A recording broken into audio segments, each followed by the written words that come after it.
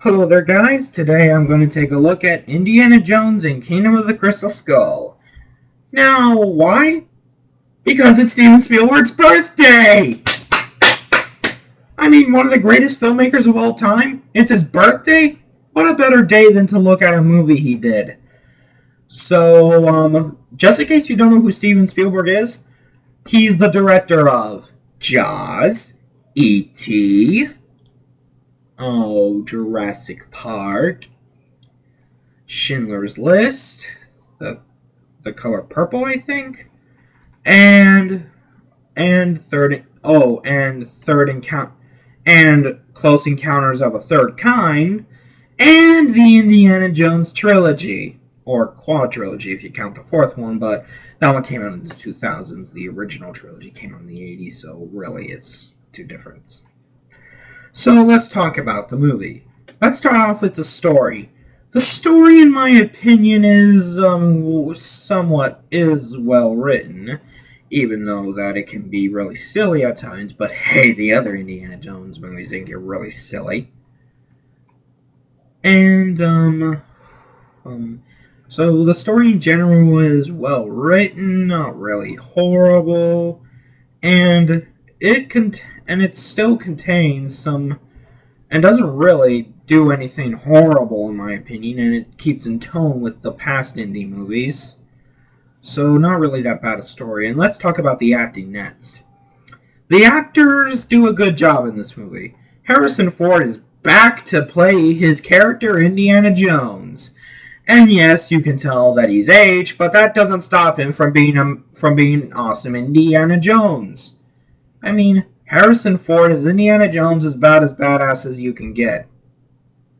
Except you get Chuck Norris riding on a shark shooting lasers while eating burrito chili on the sun.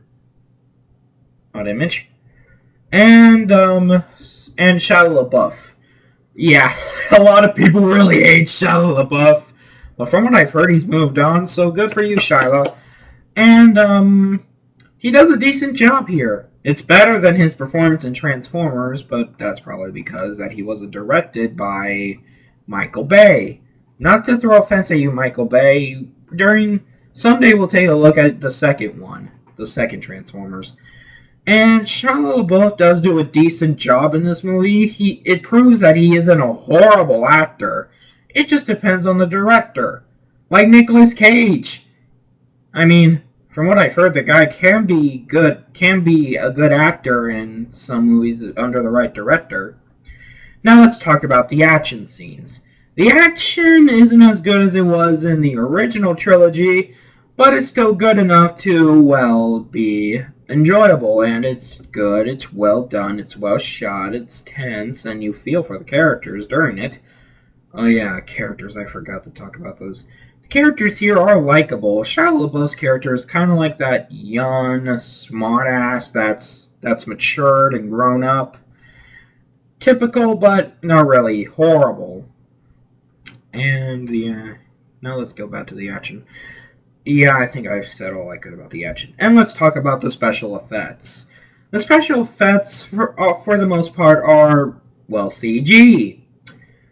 And audiences are really starting to hate CG nowadays. And yeah, people use it a bit too often, but sometimes it's necessary. Like, could the shit that happens in the Spider-Man movies ever be done in practical effects? Maybe stop motion. Actually, definitely stop motion, maybe. And yeah, but it's typical George Lucas. He's the producer of this movie. He handles the special effects. And of course they're CG.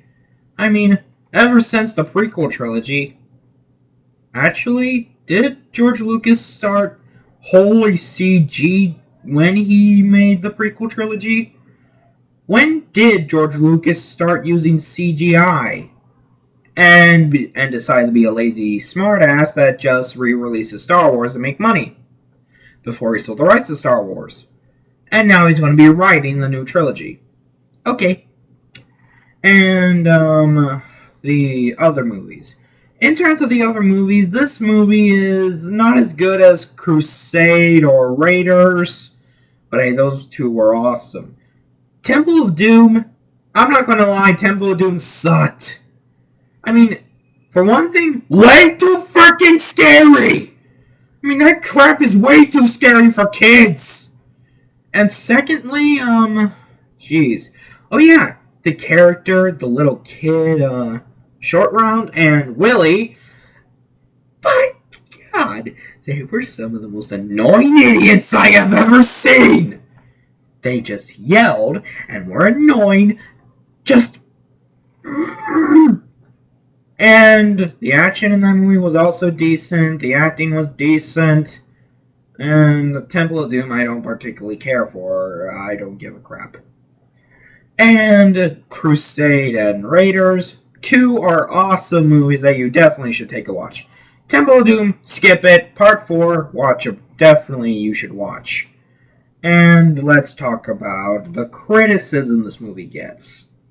Now, I definitely do not hate this movie, but then again, how can I? This was the first indie movie I watched. I saw on the big screen when it came out. Which means I was about 9 years old when it came out. So yeah, I liked it. Now, people often criticize it for being silly. As in, basically, the scene with nuking the fridge goes too far.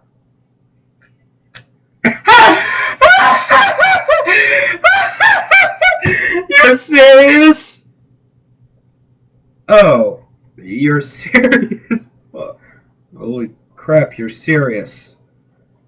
You're serious that you're saying this movie is silly? Oh, like some silly shit didn't happen in the other movies. Like, remember that scene in Temple of Doom when Indy flew out of a plane with a raft and also survived falling off a cliff with that raft, conveniently landing in a river? Oh, and he also once survived a tank going over a cliff.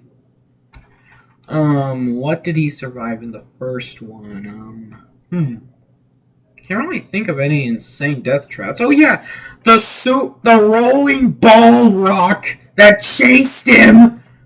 And you're saying that shit isn't silly? But nuking a fridge is? People can be idiotic sometimes. And, what else? Oh yeah. Let's see, I'm continually talking about the criticism. And what else do people dislike about this movie? The Crystal Skull elements with the aliens they didn't like. Listen, if you looked up the word Crystal Skull, you'd find out that it actually has to do with aliens.